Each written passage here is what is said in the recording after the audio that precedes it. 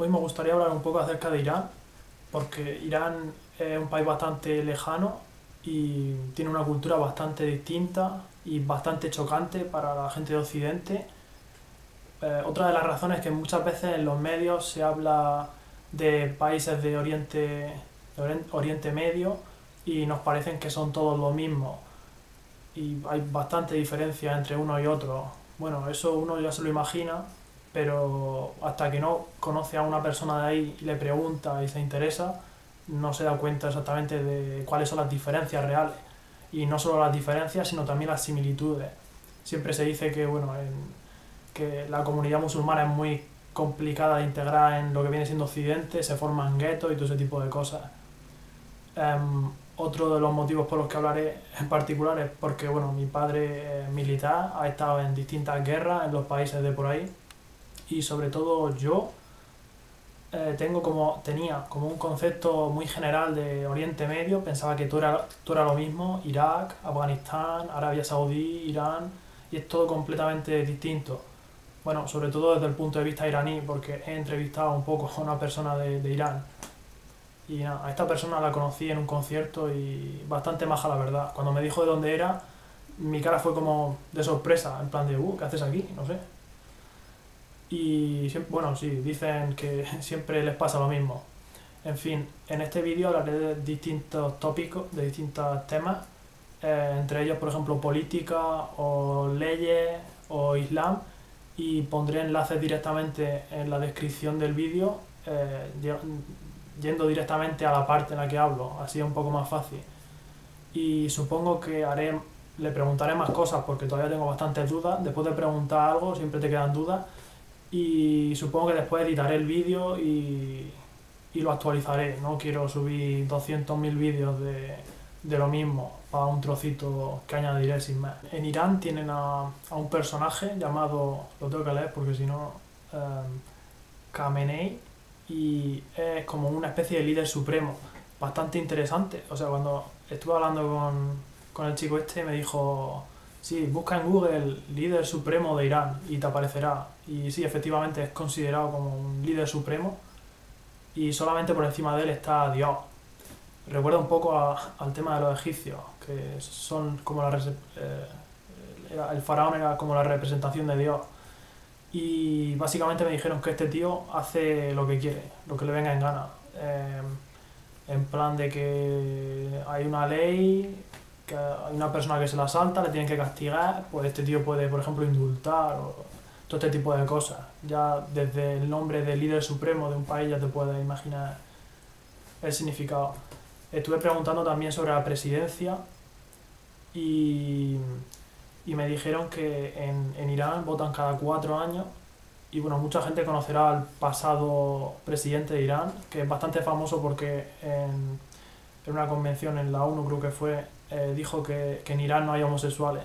Ese era Ahmadinejad, sí. Y bueno, el año pasado cambiaron y ahora tienen a otro que se llama Hassan. Otra de las cosas que le pregunté es por el tema de lo nuclear en Irán. Siempre, muchas de las noticias por las que sale Irán en los medios son siempre relacionadas con el poder nuclear que tiene, que si está creando bombas, que si no sé qué, no sé cuántas. Y bueno, sobre todo porque Estados Unidos, pues eso, está bastante en contra de en general la política de Irán. Y desde luego que el tema de las armas y tal, de las armas nucleares, es uno de los puntos. Cuando le pregunté si el propósito de eso, básicamente me dijo que es por tener una salvaguarda. Desde luego que no lo aprueba, pero sí dijo que básicamente por un tema de salvaguarda. Además hay otros países que ahora mismo tienen armas nucleares y pues eso, Irán quiere tener también armas nucleares. El tema de las comidas es bastante interesante. Este es el tema en el que se parecen bastante a nosotros, y digo a nosotros refiriéndome a los españoles, incluso más que muchos europeos, porque, bueno, cuando eres español y sales de Europa y preguntas por ahí, oye, ¿y a qué hora sueles comer? ¿A qué hora sueles cenar? No sé qué. Siempre te dicen a las 12, 1 y luego cenar a las 6, 7. Cuando le pregunté a este chico, porque yo siempre hago la misma pregunta a la gente, me dijo que ahí suelen comer de 1 a 2 y suelen cenar a las 10 de la noche. Me llamó mucho la atención porque es bastante parecido a nosotros. Es desde luego el país que más se parece a nosotros a la hora de comer. Otra de las cosas que me llamó la atención fue el desayuno. Tienen un desayuno también bastante normal desde el punto de vista de un español. Recuerdo cuando estuve en Polonia, en casa de un amigo mío polaco con amigos, para desayunar tuvimos salchicha, carne, tomate, huevos, de todo. Parecía una comida, era súper fuerte. Y cuando le pregunté al chico este, me dijo que lo normal para nosotros, tostadas, leche, queso o cereales también, mantequilla, todo ese tipo de cosas. Y luego también, bueno, eso con el tema de los parecidos que tenemos. Luego es bastante interesante el tema de los tabúes. Yo siempre me he preguntado por qué los musulmanes no pueden comer cerdo. Y bueno, evidentemente la respuesta es religión. Pero les quería preguntar qué es lo que les dicen en el colegio o cuando son pequeños para que no comen cerdo y todo eso. Y es bastante llamativo. Eh, Les dicen que si comen cerdo, como el cerdo está por ahí tirado y come sus propias heces, tiene parásitos que si tú te comes el cerdo, esos parásitos te entran al cuerpo y te van a afectar de alguna manera, como por ejemplo te afecta una tenia, es decir, se te aloja en el cuerpo y todo lo que tú digieras o intentes digerir se lo comen los parásitos y al final tú acabas muriendo de hambre y ese tipo de historias. Además es bastante interesante el tema porque cuando estaba hablando con el chico este se unieron otros dos amigos suyos iraníes y uno de ellos era macrobiólogo o microbiólogo, no me acuerdo. Y sí, comentó también esto y efectivamente en los cerdos, pues, igual que en todos los animales, existen parásitos y microbios, pero no tiene nada que ver con la historia que le cuentan desde luego. Otra de las cosas que tampoco pueden comer es no, o sea, de las cosas que sí que pueden comer, tienen que comer pescado con escamas. Si no tienen escamas, no pueden comer pescado. Y bueno, esto no es tan seguro, pero me dijeron que probablemente el origen de esto viene siendo de un cuento judío que, bueno, muchos conoceremos, que es como, además de Los Simpsons, salen Los Simpsons, ¿cómo se llamaba? De Jonás. Jonás es un tipejo que no me acuerdo por qué, básicamente, pero acaba dentro metido de una ballena. Y bueno, esto al final tiene algún tipo de relación con las escamas, no sé qué, y es uno de los motivos por los que si comen peces tiene que ser con escamas. Además he leído por ahí que el musulmán tiene que saber seguro que el pez ha muerto fuera del agua y no en el agua. Otro de los temas interesantes es el Islam, que bueno, el Islam es bastante amplio. De hecho, bueno, mucha gente, yo incluso pensaba bueno, que todos los países árabes, como su propio nombre indica, yo pensaba que todos hablaban árabe, todos los que son del Islam, y nada más fuera de la realidad. De hecho, el chico este no lo habla y me ha dicho que en Irán árabe lo hablan un 2% de la población. Y bueno, me estuve explicando que, bueno, al igual que el cristianismo, el Islam tiene varias ramas y por varias son más de dos, no tiene solamente dos o tres. Y Irán sigue una de esas ramas, está basado en una de esas ramas. Y bueno, me estuve explicando que, bueno, siempre, algunas veces me comparaba con Arabia Saudí, porque Arabia Saudí parece que en temas de leyes y de todo esto está bastante más retrasada, y por retrasada me refiero a que se basa mucho más en la religión que Irán. El caso es que con este tipo de cosas, no me acuerdo qué palabra me dio en inglés, pero hacía referencia como a unos santos, o no sé si era califa, creo que era más bien como santos, como los santos que tenemos en el cristianismo. Y básicamente esto era como, iba por generaciones, tenían primero un santo, no sé qué, y esa persona tenía un hijo, entonces esa persona era de la segunda generación, esa persona tenía otro hijo. Me lo comparaba con, por ejemplo, el papa, como si fuese, por ejemplo, un papa, que el hijo del papa pues fuese papa, y esas fuesen las generaciones. El caso es que Irán sigue la 12ª generación de eso, de lo que sea, y en cambio Arabia Saudí sigue la primera, o sea, mucho, mucho más atrasado, prácticamente, sí, un montón de años. Le estuve con el tema del Islam también, le pregunté cuánta gente, porque el chico este es ateo y me llamó mucho la atención, cuánta gente en Irán es muy practicante y todo ese tipo de cosas. Y me dijo que alrededor de un 60% la gente no es practicante, por así decirlo. No suele rezar mucho ni nada de ese tipo de cosas. Me recuerda mucho también a España, bueno, y en general a Europa, que la gente cree en Dios, es cristiana, no sé qué, pero no va a la iglesia. Y bueno, no tiene nada que ver. Desde luego me dijo que la gente que vive en la afuera, en el campo, son mucho más tradicionales, mucho más religiosos y todo eso. Luego estuvimos hablando también del tema de los mártires, de los que se suicidan para cometer un atentado. Ese es uno de los conceptos una de las definiciones de mártir, pero tiene otra definición, ahora hablaré. Me estuvo diciendo que, bueno, sí, los mártires, bueno, cuando mueren van al cielo y tienen 72 vírgenes y todo esto. Y me estuvo hablando que la concepción que tienen los musulmanes de cielo está muy basada en los hombres del desierto, los que vivían antes en el desierto. Todas sus necesidades se ven reflejadas en lo que viene siendo el cielo. Por ejemplo, imaginan el cielo como que tiene ríos de leche, ríos de miel, o también, por ejemplo, que es una zona muy verde y todo ese tipo de cosas. Desde luego que nosotros pues, no tenemos ese tipo de concepción. La otra definición de mártir. Mártir, por ejemplo, me dijo que es una persona que muere de forma heroica. Entonces, por ejemplo, le comenté que el tema del 11M en Madrid, que tuvimos en España hace 10 años, y me dijo que desde luego que ese tipo de cosas, esas personas seguro que no vienen de Irán, porque los mártires de ese tipo, suicidas, no reciben ningún tipo de beneficio, no, por así decirlo, no van al cielo si matan a gente, los de Irán.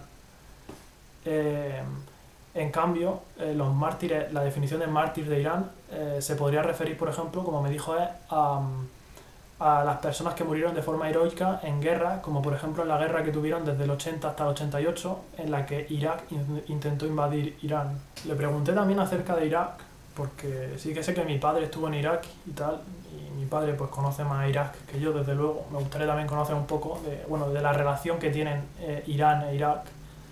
Y me dijo que ahora mismo, a día de hoy, llevan una relación políticamente amistosa. No se llevan demasiado bien porque Irak está más del lado de Estados Unidos, bueno, de aquello de cuando la invasión y todo eso, ya se arrimó más ahí. Y claro, pues Irán, como no se lleva tan bien con Estados Unidos, pues tienen como, pues eso, una relación políticamente amistosa, por así decirlo.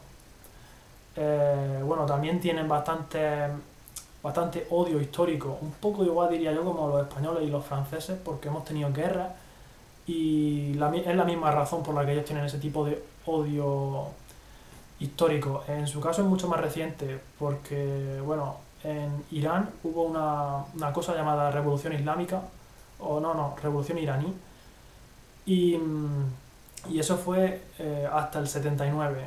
Después del 79, justo en el año 80, Irak intentó invadir Irán. Y bueno, por cierto, esto fue con Saddam Hussein. Saddam Hussein dijo públicamente en Irak que conquistaría Irán en 35 días. Bueno, si ves los dos países, los comparas, Irán es mucho más grande que Irak. Bastante gracioso. Y fue bastante interesante porque después de anunciar esto, intentó, bueno, conquistar Irán, pero la ciudad fronteriza tardó 48 días en conquistarla. Y esto fue precisamente debido a que después de la revolución iraní, que fue en el 79, los iraquíes intentaron conquistar en el 80, justo un año después. Y en esa época los iraníes, además me lo decía en tono de sarna, incluso el niño pequeño de la familia dormía debajo de la cama con un revólver, porque claro, acababan de salir de esa revolución y claro, todo el mundo tenía armas en casa. Por eso les costó tanto a los iraquíes conquistar, diría yo, por eso tuvieron una guerra tan larga.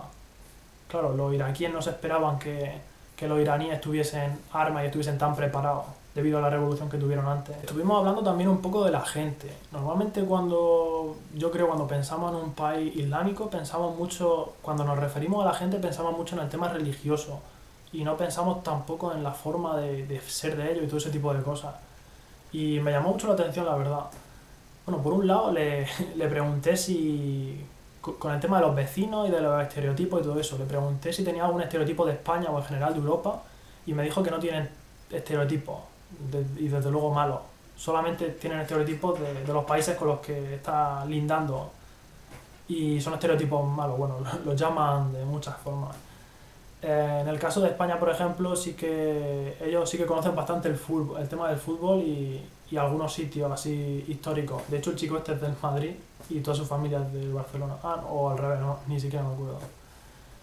Y, y bueno, de lo que más me sorprendió fue que me dijo que los iraníes son muy hospitalarios, sobre todo por el tema de que no tienen mucho turismo. Entonces me dijo claramente que si una persona va ahí, un extranjero, o bueno, un turista, los iraníes estarían muy encantados de invitar a esa persona a su casa y estar con esa persona y todo eso. Normalmente para esto pues necesitarás un guía y tal, porque no conoces el idioma y todo eso, pero me llamó mucho la atención que destacase que los iraníes son bastante hospitalarios. Con el tema de las leyes, este tema es bastante complicado porque las leyes en los países árabes, islámicos, se basan mucho en lo que viene siendo la religión, el Corán. Y en general, bueno, en general se basan en eso, pero como he dicho antes, dependiendo de la rama que hayan cogido, pues que sigan más estrictamente, por así decirlo, pues son más o menos flexibles. Voy a hablar ahora al principio un poco del tema de la mujer, que es bastante interesante y triste, la verdad. Con el tema de la violación, bueno, lo comparaba un poco con Arabia Saudí. En Arabia Saudí están bastante locos. Si una mujer es violada, para poder declarar y demostrar que efectivamente ha sido violada, necesitan que haya dos testigos visuales y que los dos testigos visuales sean mayores de 18 años para demostrar que esa mujer ha sido violada. En el caso de Irán, que están bastante más avanzados, la mujer puede aportar pruebas de origen científico, como una analítica, unas pruebas, o incluso con grabaciones audiovisuales, o incluso solamente de audio. Y de hecho hubo un caso en el que una mujer que estaba hablando y sí consiguió engañar al tío para que dijese unas declaraciones, no sé qué, y al final le condenaron al tío. Claro, otra de las cosas que se ve mucho en Occidente es que a una mujer la violan y luego castigan solamente a la mujer porque ha sido infiel a su marido, no sé qué. Cuando le dije esto me dijo que normalmente esto pasa porque, como he dicho antes, las mujeres tienen que tener alguna manera de demostrarlo y claro, normalmente a la mujer no tiene ninguna manera de demostrar que ha sido violada y como se ha quejado de que ha sido violada, la acusan entonces luego de que ha tenido relaciones extramatrimoniales y al tener relaciones extramatrimoniales la pena capital es la muerte. Otra de las cosas que también llama la atención, bueno, la cultura musulmana, los hombres pueden casarse con varias mujeres y bueno, estuvimos hablando de esto, el máximo de mujeres que puede tener un hombre es 4, no, bueno, sí, normalmente 4, y en el caso de Irán, que están más avanzados, un hombre no puede simplemente casarse con la mujer que quiera, sino tiene que pedir permiso a su mujer actual o sus mujeres actuales. Es decir, para casarte con la primera no tienes que pedir permiso a nadie, evidentemente. Para casarte con la segunda tienes que pedir permiso a la primera, para casarte con la tercera tienes que pedir permiso a la primera y a la segunda, y etcétera. Esto evidentemente no es que sea muy útil, por así decirlo, para lo que viene siendo los iraníes de a pie, de calle, porque no tienen medios suficientes para mantener mujeres. Esto más bien es para gente rica y que tiene bastantes medios. Bueno, con el tema de las relaciones extramatrimoniales tienen como una especie de solución para eso. Y existe una cosa que se llama matrimonio temporal. Es decir, tú no puedes tener relaciones extramatrimoniales con una mujer, pero puedes estar casado con esa mujer durante 24 horas para tú tener sexo con ella y que no sea de forma ilegal, por así decirlo. Y bastante curioso el remedio que le han buscado a ese tipo de cosas. Sí, bueno, también me comentó que las mujeres, incluso las extranjeras que vienen, las turistas, se tienen que tapar el pelo. Bueno, luego también estuvimos hablando del tema de Arabia Saudí. Como he dicho, siempre me comparo un poco con Arabia Saudí y el caso es que en Arabia Saudí todo lo que viene siendo las leyes están mucho más ligadas a lo que viene siendo la religión. Y claro, desde que en Irán tuvieron la revolución iraní, pues tienen un poco más de libertad, por así decirlo. Son un poco más progresistas, más modernos. Bueno, lo que vienen siendo las leyes. Porque, por ejemplo, en Arabia Saudí ni siquiera las mujeres pueden conducir y ni siquiera pueden votar. Y bueno, digo votar porque algo votarán, porque en general no, la gente aunque vote pues no sirve de mucho. Una de las cosas bastante locas de Irán es que, bueno, está prohibido bailar. Esto fue gracioso porque estaba yo en el concierto de heavy metal con el chico este y le pregunté, oye, ¿cómo son los conciertos de heavy metal en Irán? Y me dijo, pues es que están prohibidos. Y me quedé como, bueno, pues nada. Pero me dijo que sí que suele haber en plan underground y esto quiere decir de forma retirada y de boca a boca. Sobre todo de heavy metal, que es bastante considerado con el satanismo, incluso por la Iglesia Católica. Y bueno, sí, como dije, está prohibido bailar. Entonces todos los tipos de música rítmica que te inciten un poco a bailar están prohibidos. Entonces, por eso tienen mayormente lo que viene siendo la música tradicional suya o, por ejemplo, la música clásica. Y bueno, más tipos de músicas que no te incitan tanto a bailar. Me dijo que hay mucha diferencia entre lo que viene siendo lo privado y lo público. Todo esto que estoy hablando es un poco de cara al público, pero de puertas para adentro la gente es un poco bastante distinta. De hecho, uno de los chicos que se unió a nosotros, que también era de Irán, me dijo que estando en Irán, no me acuerdo por qué motivo, no sé si era porque estaba despidiendo, no sé, como algo de fin de carrera o algo de ese tipo, montó un fiestorro en casa y nada, con chicas con falda y con la música a todo volumen y bailando y con alcohol y todo ese tipo de cosas. Y me dijo que normalmente si los vecinos no se quejan a las autoridades no pasa nada y que precisamente por eso es el motivo por los que invitan a los vecinos, para que nadie se queje. Pero en general si tú haces algo y no perturba a nadie y es de puertas para adentro, no te suele pasar nada. Luego también tienen lo que viene siendo el tema bueno, me comentó, no me acuerdo de a qué vino, pero me comentó el tema del copyright. El copyright en Irán se lo pasan bastante por el forro. Curiosamente sí que me dijo que tienen un poco más de cuidado y de interés en el tema del copyright de películas, por ejemplo, iraníes, o sea, de todo lo que viene siendo su propio país, tienen un poco más un especial cuidado en eso. Y bueno, por último, estuvimos hablando de la dilapidación o lapidación. Y bueno, sí que también sale mucho en los medios, estos países de por ahí que lapidan a las mujeres, no a las personas, a las mujeres. Bueno, me dijo que para empezar la lapidación es común entre hombres y mujeres, no solo mujeres. Y que normalmente si vemos lapidaciones es muy raro de que sea en Irán. En Irán esas cosas ya no se hacen desde lo que he dicho antes, desde la revolución iraní que tuvieron hace unos años. Esas cosas ya no se hacen y normalmente, y sí que si se hacen es muy, muy, muy, muy, muy raro. Me dijo como una entre 1 millón o algo así. Muy raro.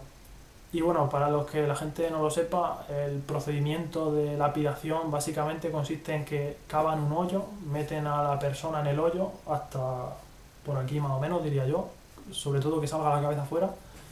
Bueno, la cubren también con una tela y nada, pues a tirar piedras con objetivo de matar.